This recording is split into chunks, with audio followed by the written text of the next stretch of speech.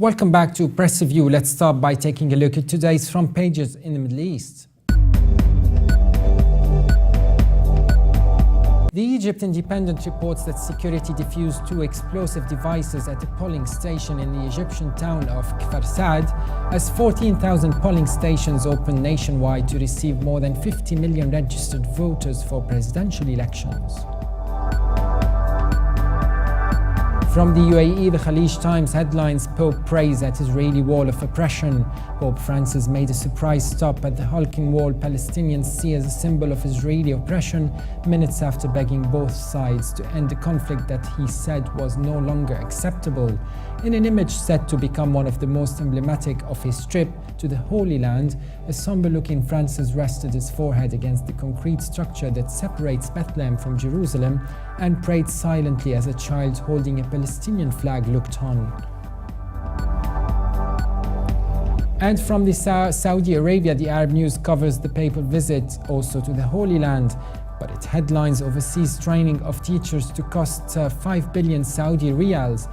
Education Minister Prince Khalid Al Faisal said the kingdom will be spending the huge sum on training some 25,000 school teachers abroad, while explaining that 80 billion Saudi riyals education revamp plan approved by King Abdullah, custodian of the 2 holy mosques. From Beirut, the Daily Star headlines Lebanon to extradite Saudi Islamists, reporting that Lebanon will extradite Saudi national Abdullah bin Mohammed Bishi, having served his full term for his role as Fatah al-Islam's jurisprudent leader, a judicial source said on Monday. The source told the Daily Star that Bishi's 7-year sentence comes to a close at the end of May. And now let's take a look at the top headlines in UK papers.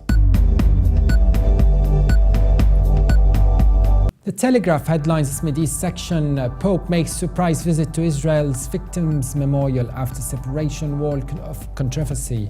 Commenting on the Pope's visit, terrorism victims' memorial, saying it's a bow to Israeli pressure after criticism of his impromptu prayer session at the West Bank's controversial separation wall. The unscheduled stop at the memorial to the victims of terror at Jerusalem's Mount Herzl was prompted by Benjamin Netanyahu, Israel's prime minister, and followed barely concealed Israeli anger over Sunday's high-profile prayer event in Bethlehem.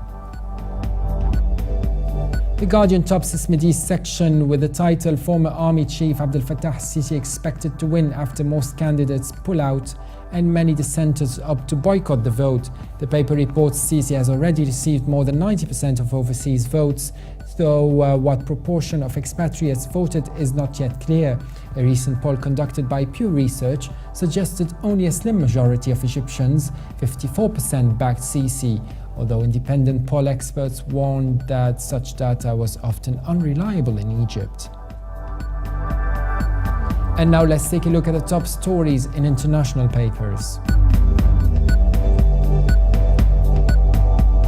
From Beijing, the Global Times reports on 13 killed in Iraq as Shiite pilgrims end major rituals. Hundreds of thousands of Shiite pilgrims ended Sunday a relatively peaceful religious ritual at the Holy Golden Dome Shrine in Iraq amid tightened security, while violence across the country killed a total of 13 people and wounded some 37 others, security and medical sources said. The New York Times headlines Lebanon arrests radical cleric who backed militants. Lebanese security forces arrested a radical Islamic cleric who was long prominent in Britain and was wanted here under a new security plan to curb violence in the northern city of Tripoli that has been exacerbated by the war in neighboring Syria. The cleric, Omar Bakri Muhammad, was arrested in the town of Alay, according to the national news agency. He had been on the run since April, when security forces raided his house in Tripoli. That was it for today. For more updates, please visit Levant.tv.